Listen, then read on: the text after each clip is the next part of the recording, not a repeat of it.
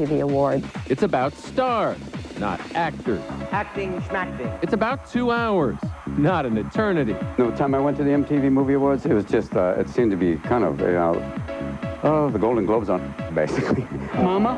And anyone can be a winner. It's a big party, man. It's nice to be part of a show that hasn't lost sight of why we all love the movies in the first place. Now, take a look inside the MTV Movie Awards. See, this is the stuff that goes on behind the scenes that people never really get to see. The exclusive footage that was never broadcast.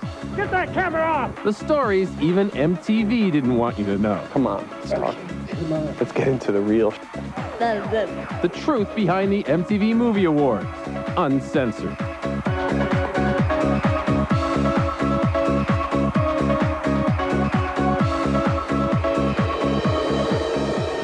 Since 1992, the MTV Movie Awards has been a kind of whoopee cushion under the seat of popular culture, tweaking other award shows with a mixture of parody and performance that really celebrates what's fun about the movies. But there are a lot of stories you haven't heard and things you haven't seen until now. Ah! You're waiting! My chair broke. Blah, blah, blah. Hey, whoa, back up. That's nasty. Oh, my God. Let's go back and do it again. Pop quiz, hotshot. You go into award ceremonies all year long. You keep losing to Forrest Gump. What do? You go to the MTV Awards. I have a feeling that a lot of people in Hollywood like the MTV Movie Awards because it's kind of a goof. So you know this MTV Movie Award we're both nominated for? Oh, yeah. You know, who cares, right? After the tremendous success of the MTV Video Music Awards, there was a desire for MTV to have another huge event. The producer of this show had a real brainchild, sat and thought, wow, I can get a lot of commercial coverage, sell a lot of time, if I could get a bunch of celebrities together in a room. I know, I'll give them an award, and if they don't show up, people will think they're ungrateful. Now playing on a TV set near you, the MTV Movie Awards. We had no idea how the Hollywood community was going to react, and you had no idea who you could actually book for it, because people are like, since when is MTV in the movie business? Thank you for coming to the MTV Movie Awards. Sit back and relax, enjoy the show. So, the MTV Movie Awards. I gotta hurry up and get this one out of the way. I'm hosting another ceremony later tonight, the American Movie Classics Headbangers Ball. The MTV thing is, obviously, it's a fine tightrope you walk between paying proper tribute to the awards and not taking it seriously. And the nominees for Most Desirable Male are... He's as hot as they come. There won't be a dry seat in the house. Most Desirable Male. Keanu Reeves. We came up with more fun categories than what the Oscars and the Golden Globes were doing because we felt like these were the kinds of categories that our audience was most interested in. What a wacky award. They're the best hairdos. Best comedic performance. Best death scenes. Best kiss. Best product placement. Best animal performances. Best fight. Any actor, oh, thanks. Best fight, best kiss. Yeah, it's a lot of integrity. The best explosions. Best nude action sequence. Breakthrough performance. Best on-screen duo. Best performances by inanimate objects. We had best performance by an inanimate object, and the nominees were a telephone and Vanilla Ice. I'm here tonight to present the award for Best Sandwich in a Motion Picture. This is quite an honor. Most Desirable Female. Which is basically like, who do you want to have sex with? Vote here. You desire me. You really, really desire me? Hey now, you're an all-star. Get your game on, go play. One of the biggest categories the first couple of years was, the best song, because it's MTV. Guns N' Roses and Bryan Adams and Hammer and all these big acts at the time were nominated. The original idea is like, okay, we'll get them all to perform. But of course, Guns N' Roses can't make it, Bryan Adams is in Canada, so we had to come up with a creative solution. The MTV Movie Awards proudly presents artistic interpretations of the nominated songs by one of America's favorite thespians. Make you love until you drink. I want Well, that's always genius. I've been on board with Shatner's interpretive talents for years. They do what they want to do, say what they want to say, live how they want to live, play how they want to play. Day of the shoot, we get a call saying Shatner fell off his horse this morning. They believe he has a concussion and he's in the hospital. Aha! And there was a moment there where the whole thing was going to get canceled. And then in a moment I'm not particularly proud of, I said, well, I'll tell you what.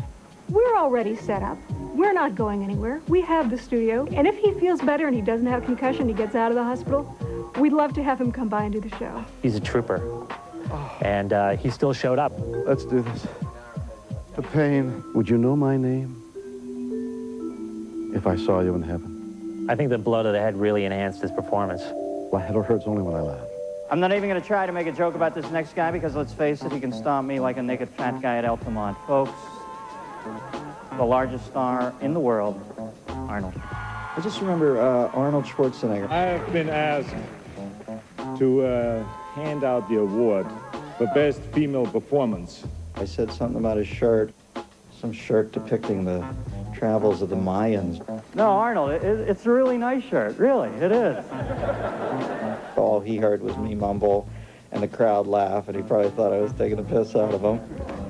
What is he saying now, idiot?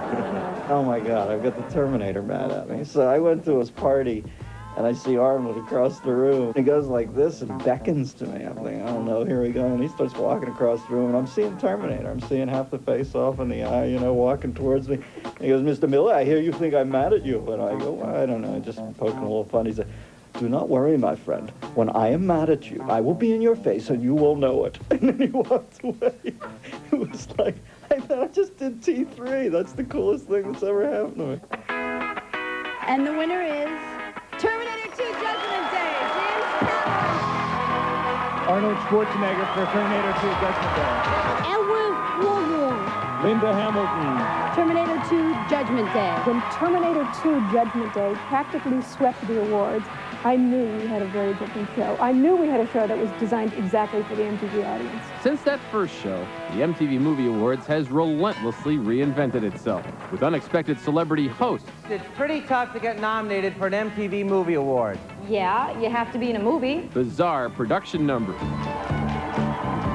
Mike Myers doing Lord of the Dance to open the MTV Movie Awards. TV Guide named it one of the funniest moments in the history of television. Even the award itself has been redesigned to the now familiar popcorn statuette. I would have been content with silver bonbons, but gold popcorn, thank you. This is the strangest damn award in the world. And that is exactly how the MTV Movie Awards likes it, with viewers, not experts, doing the voting, helping out the talented, worthy nominees who wouldn't stand a chance anywhere else. They'll give, Best New Actor of the Year to, somebody that, farts or to pie. Can you say pie? All I know is I ain't giving up my pie. The MTV Movie Awards may have been the first award show to actually take you behind the scenes, giving you just a glimpse of what goes on inside. But if you think you've been privy to everything that takes place when the stars leave the stage, how wrong you could be. The excess, the entourage, the insanity.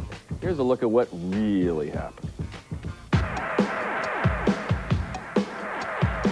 Backstage at the MTV Movie Awards, truly the hottest ticket in town. In this envelope, we have seat tickets. It's where stars meet. We're going over to the House of Blues later. What are you doing? I have no idea. Okay. It's where they schmooze. Come on, give it up. Don't play that cool producer in front of the camera. Give their on-camera patter some last-second tweaks. My career is right in this presentation. And endure the ever-voracious media. We are back announcing the package. Whoa. Oh, sorry. Whoa! But mostly, it's a party. The last couple of years, the green room has been the place to hang out, which can be a bit of a struggle sometimes, actually, during the show. When you're trying to find talent, they want to go back to the party room. Let's look around. Anyone good here? The coolest, hippest movie stars all in one room. God, I think I'm as good as it gets. Oh, no, wait, there's Bon Jovi. There's Madonna. In 1996, Backstage proved to be not so safe for some major celebrities. Consider what happened to a host of A-list stars who had a very close encounter with a prankster from a fledgling MTV hidden camera show. Buzzkill was a series that was a hidden camera prank show. We go into public situations and pull pranks on people and capture the reactions on hidden cameras. One of the talent, Frank, looks incredibly like fashion designer Isaac Mizrahi. We said, this is what we're going to do. We're going to take Isaac, Frank, to the movie awards and just see if the paparazzi and see if people react to him as though he is Isaac. Hello, Isaac. Loved your movie. Thank you. Isaac Mizrahi. And it worked brilliant. Paparazzi were taking photos, yelling for Isaac. I'm just happy to be here. Chris Connolly brought him over and did an interview with him. At the 1996 MTV Movie Awards with Isaac Mizrahi. Isaac, welcome. Hello, thank you. Halfway through the interview, he realized it really wasn't Isaac. Because once you started to get into a conversation, you sort of realize this doesn't sound like a fashion designer necessarily. What would you say the key fashion don'ts of the average award show are? Don't burp and don't drink too much. All right, I got fooled, but I wasn't alone. Jack, hello. Nice to meet you. What do you think of his stripes, Isaac? Yeah, it's very parallel. Is it all right? It's very nice. Hi, nice to meet you. We spoke on the phone once. Yes, we did. Would you like a green ribbon? How are you? Looking good. Looking good. Yellow really compliments it. I just appreciated that you picked up the phone that much. There was one point where the backup singers from Whitney Houston came over to them.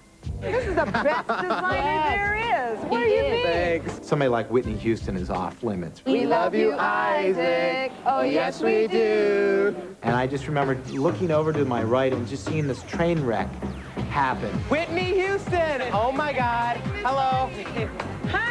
They actually have this glorious sort of meeting. They're laughing, they're kissing, they're dancing around each other.